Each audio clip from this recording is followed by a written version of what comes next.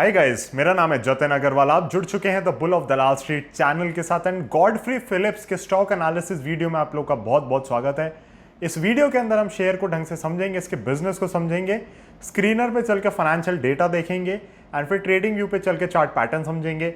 Again stop loss follow करना बहुत ज़रूरी है, चाहे आपको फंडामेंटली कंपनी कितनी भी पसंद हो, कितनी भी अच्छी थीसिस हो, बट आपको यहाँ पे जो रिटर्न्स है वो शेयर का प्राइस ही बना के देता है और किसी चीज़ से पैसा नहीं बनता।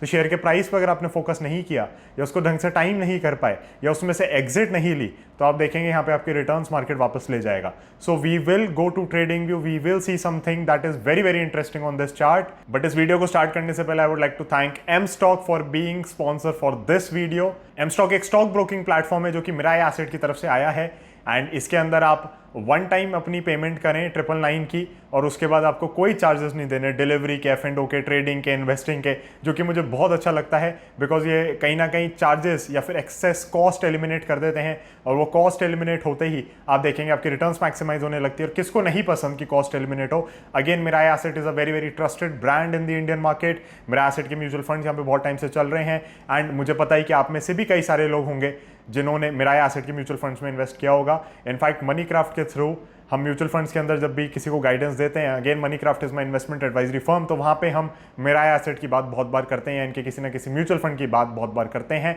सो it's a trusted brand, trusted company and एक stock broking service Mirae asset की ओर से जिसको मुझे लगता है आप लोग को ट्राई करना चाहिए। लिंक उसका डिस्क्रिप्शन में और कमेंट में भी पिन्ड है। तो अब सबसे पहले हम गॉडफ्री फिलिप्स का बिजनेस समझ लेते हैं थोड़ा सा।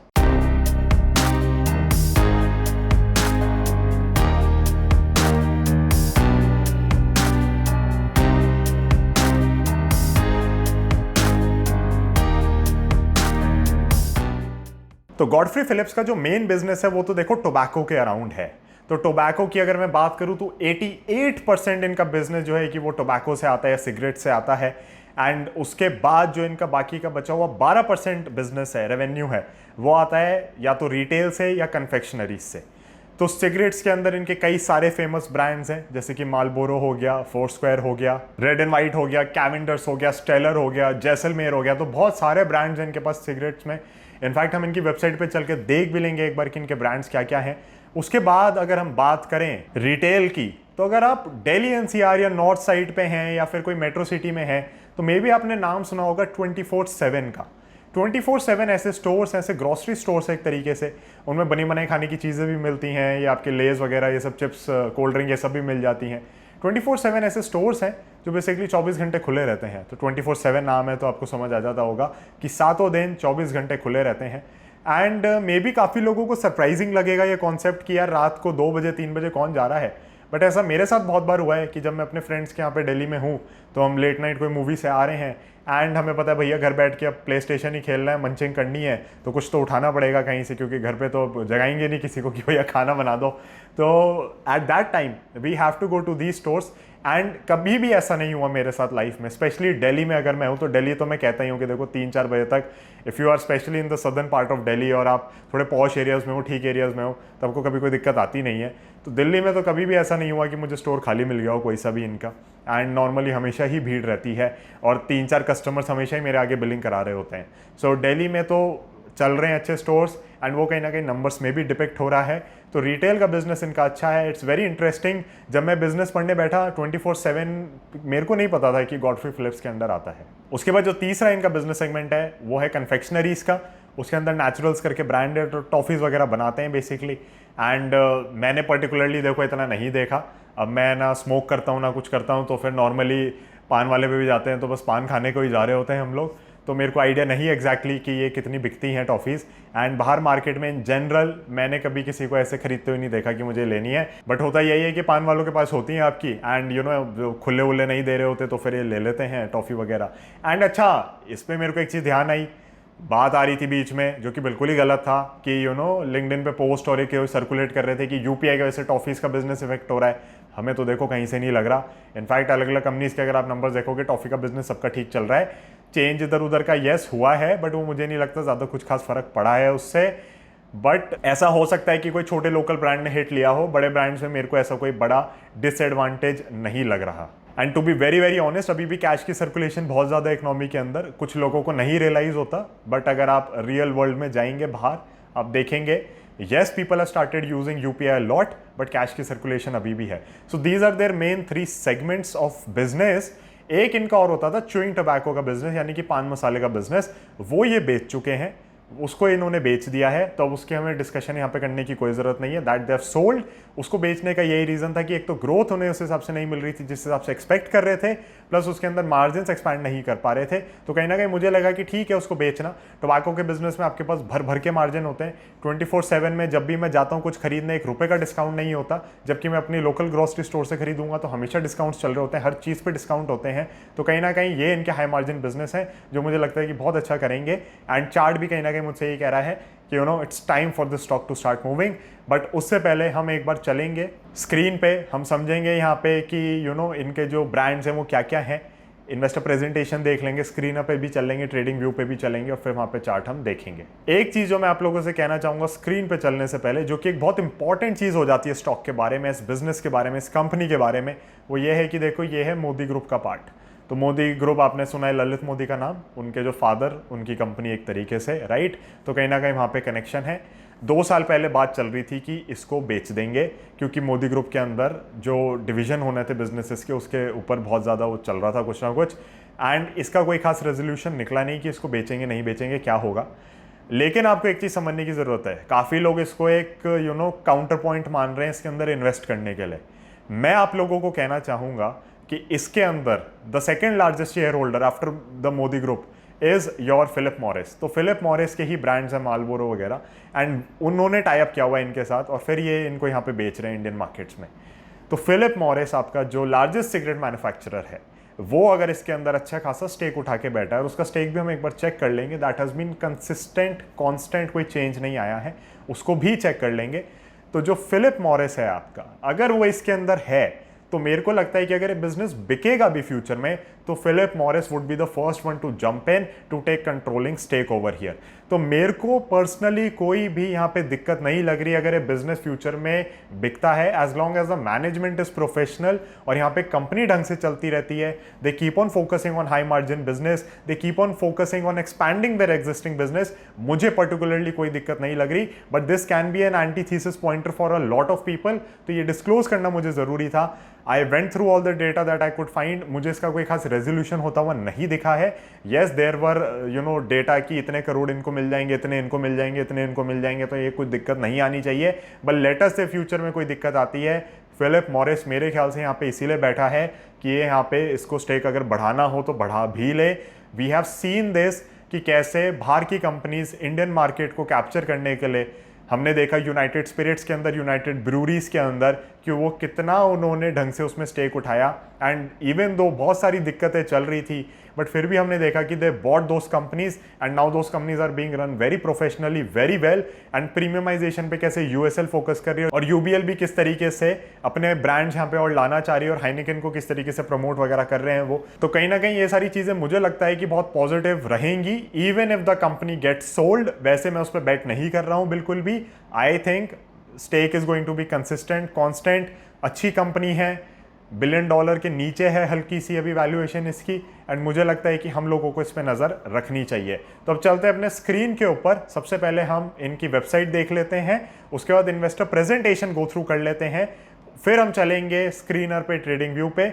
मैं थोड़ा सा स्टॉक का आपको प्लेटफॉर्म भी दिखाना चाहूँगा, क्योंकि सब लोग मुझसे कहते हैं कि हम अकाउंट तो खुलवा लें, बट उनका प्लेटफॉर्म कैसा है, उनका इंटरफेस कैसा है, तो वो मैं आपको ज़रूर दिखाना चाहूँगा. तो उसके लिए भी हम आधा 1 मिनट यहाँ पे लेंगे. तो गाइज हम आ चुके हैं सीधा वेबसाइट के ऊपर, एंड यहाँ पे हम सबसे पहले ब्रांड्स देख लेते हैं इनके. यहाँ से मेरे को ब्रांड्स ही आपको दिखाने हैं, फिर इन्वेस्टर प्रेजेंटेशन पे चलेंगे. तो ब्रांड्स में आप देख सकते हैं मालबोरो, बहुत फेमस ब्रांड है.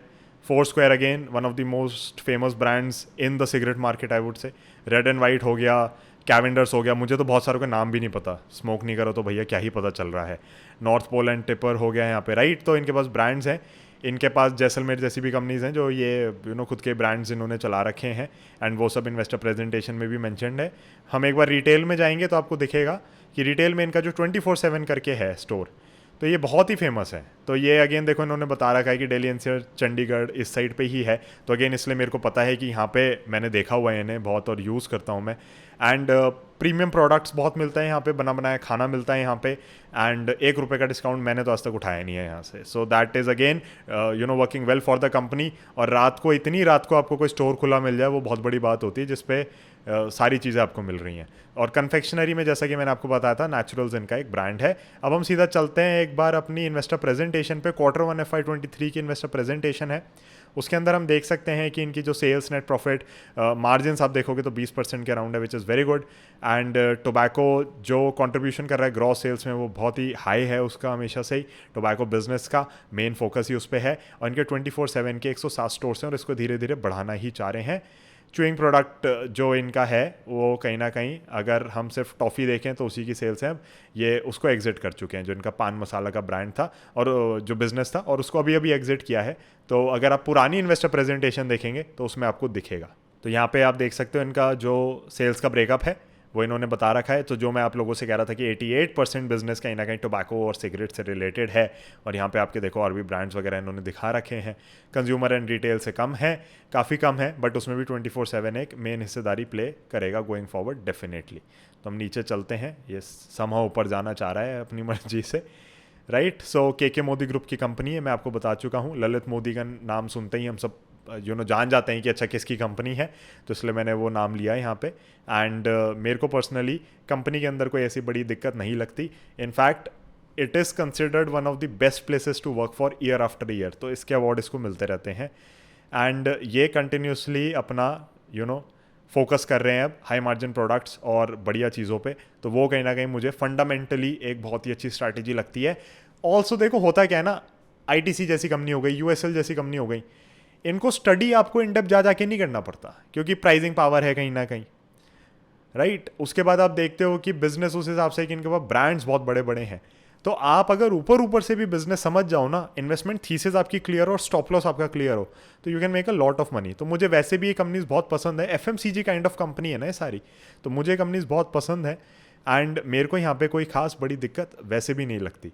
तो कन्फेक्शनरी च्यूइंग बिजनेस के अंदर आप देख सकते हो इनके ये फंडा गोली, नेचुरल्स, फंडा सी, ये अपना बढ़ाते जा रहे हैं इधर उधर. टॉफ़ी एक दो. अब टॉफ़ी हम तो हार्डली कोई मेरे को ध्यान होगी पर्टिकुलरली, एल्पेनलीबे जैसी फेमस लगती है हमें तो, जो आई थिंक पेरिफेटी ग्रुप की है. बट अपार्ट फ्रॉम दैट मेरा तो ध्यान नहीं जाता किसी पे भी, राइट. सो आप देख सकते हैं सिगरेट की जो वॉल्यूम वगैरह है उसके अंदर ग्रोथ है. Yes, FY20 was excellent. FY21 में बहुत टूटा है सब, बट कहीं ना कहीं आप देखोगे तो स्टॉक प्राइस भी मूव नहीं किया. स्टॉक प्राइस इसलिए मूव नहीं किया ना कि कंपनी की परफॉर्मेंस नहीं आ रही फाइनेंशियल्स की, तो फिर स्टॉक कैसे चल जाए. कभी कभी चल जाते हैं, बट इसके केस में बिल्कुल वैसा हुआ है कि अगर आपने बिजनेस नहीं अच्छा किया, आपके रेवेन्यू नहीं बढ़ रहे, आपके नेट प्रॉफिट नहीं बढ़ रहे, तो स्टॉक भी नहीं चल रहा. तो वो कहीं ना कहीं मुझे बहुत ही सही चीज़ लगी. एंड इसके अंदर भी अगर हम ईयर ऑन ईयर और क्वार्टर ऑन क्वार्टर बेसिस पे नंबर्स देखना चाहें तो फिर आपको यहाँ पे इन्होंने सब कुछ दिखा रखा है इन्वेस्टर प्रेजेंटेशन में. एंड मेरे को पर्टिकुलरली लगता है, एक बार स्क्रीनर पर चलेंगे और डिटेल में देख लेंगे, बट मुझे पर्टिकुलरली लगता है कि यहाँ पे ऐसी कोई बड़ी दिक्कत नहीं है जिसपे एक बड़ा सा रेड फ्लैग हो या कुछ हो.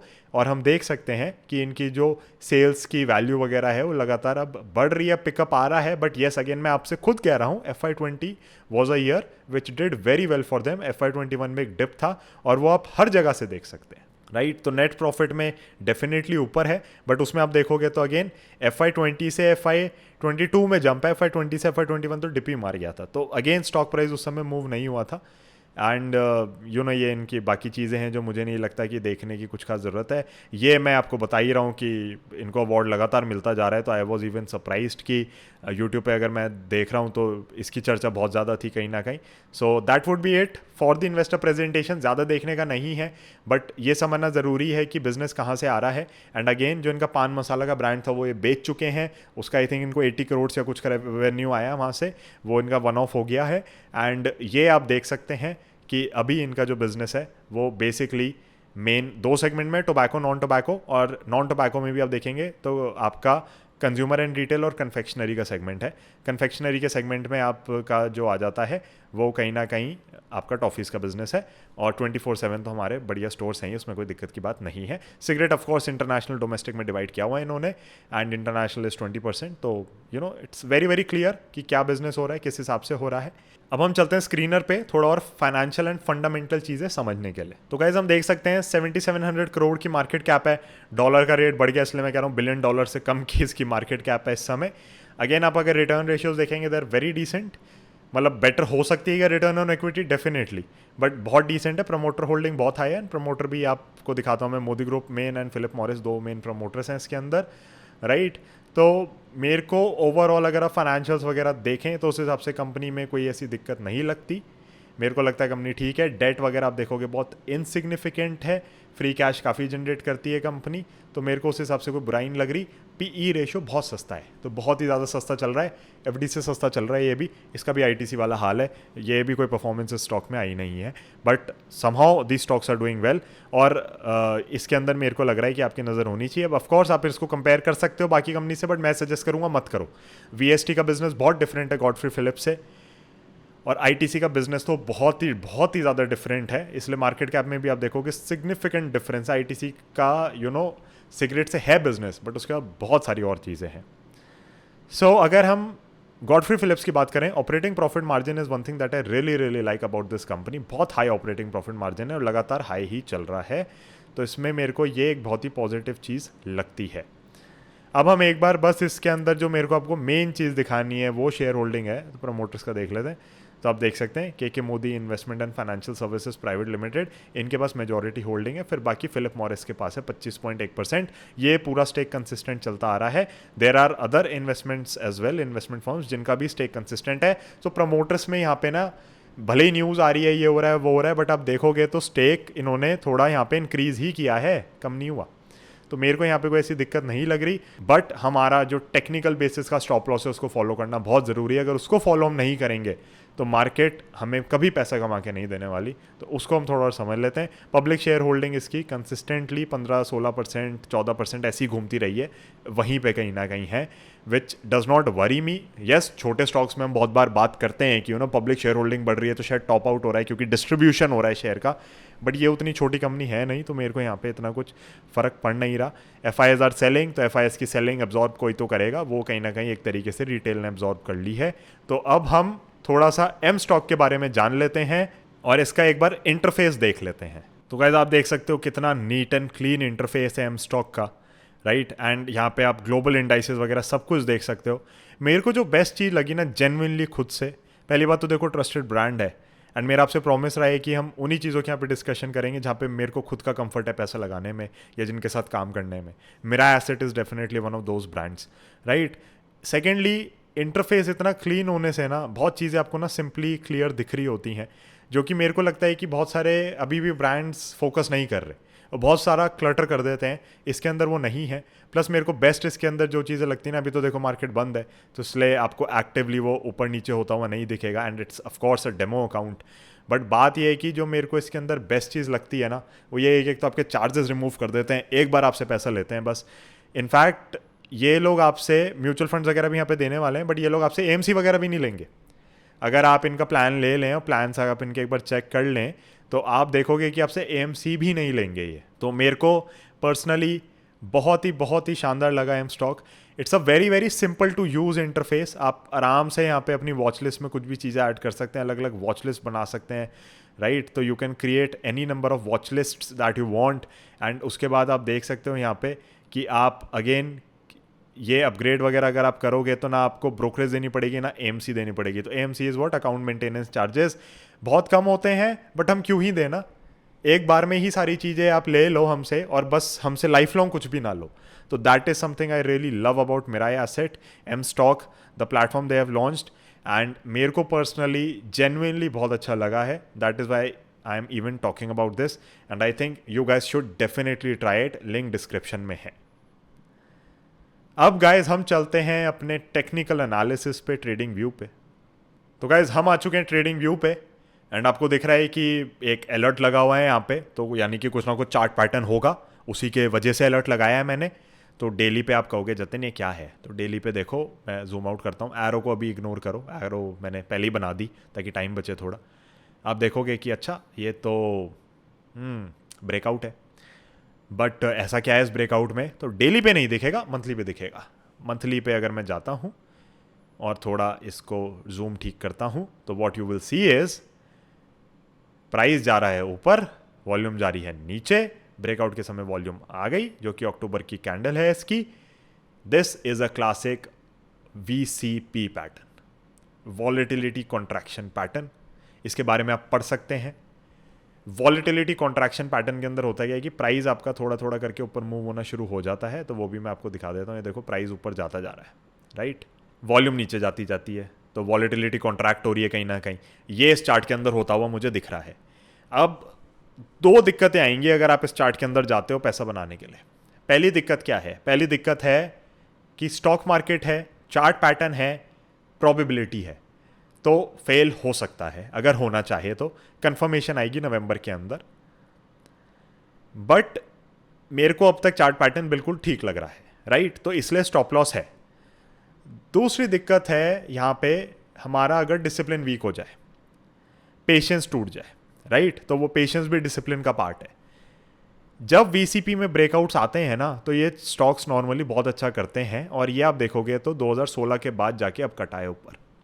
तो इसके अंदर चाल बड़ी बननी चाहिए। अब ये 2 गुना होगा, 3 गुना होगा, 4 गुना होगा, 5 गुना होगा, मार्केट आपको बताएगी, मैं नहीं बता सकता आज। तो वो डिसिप्लिन ही हमें बचाएगा इसके अंदर और पैसा बनवा के देगा।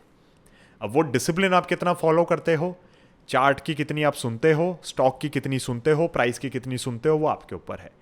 बट एक डिसाइसिव स्टॉप लॉस मेरा देना आपको यहाँ पे फर्ज बनता है, मेरा काम है, ताकि आपका नुकसान ज़्यादा ना हो जाए। यस, थोड़ा डीप है, बट ब्रेकआउट मंथली का है, ब्रेकआउट डेली का जो था वो जा चुका है। उसके बेसिस पे भी अगर आप काम करना चाहो तो मैं आपको दे देता हूँ, मेरे को कोई दिक्कत नहीं है। देखो डेली का ब्रेकआउट है, मेरे ख्याल से इसको कैंडल नहीं छोड़नी चाहिए, तो आपका स्टॉप लॉस छोटा हो गया, बट मेरे ख्याल से आपको मंथली का ब्रेकआउट फॉलो करना चाहिए, डेली का ब्रेकआउट फॉलो नहीं करना चाहिए।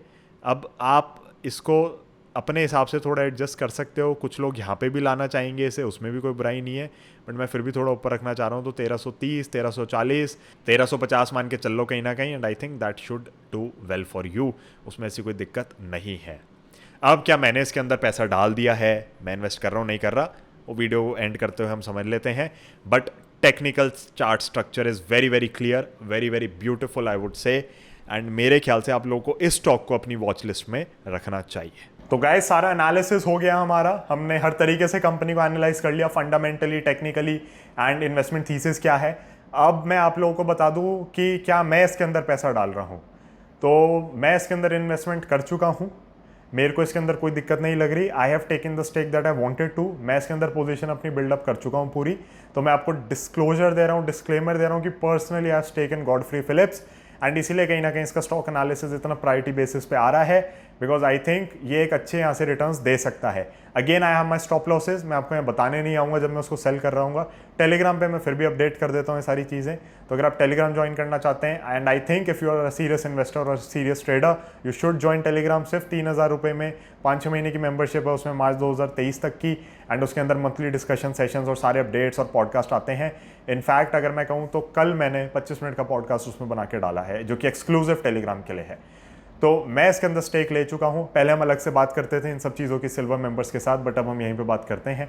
Silver membership is definitely now converted into chart analysis, तो अगर आप थोड़ा भी ट्रेडिंग पे फोकस करना चाहते हैं तो I think you should subscribe for that as well, और वो ज्वाइन बटन दबाओगे नीचे से, वहीं से हो जाएगा। So guys that would be it, thank you so much for watching. I hope आप लोग को वीडियो बहुत पसंद आई होगी। लाइक करें, शेयर करें, चैनल को सब्सक्राइब करें। Next analysis is going to be either Medanta और ट्यूब इन्वेस्टमेंट, मैं देखता हूं कौन सा पहले वाइंड अप हो जाता है। मैक्स इंडिया भी एक ऐसा स्टॉक है जिसको मैं स्टडी कर रहा हूं, जो मुझे इंटरेस्टिंग लग रहा है। So we will talk about those companies in later videos. Thank you so much for watching this one. Bye bye, जय Hind. Investments in securities markets are subject to market risks. Read all the related documents carefully before investing.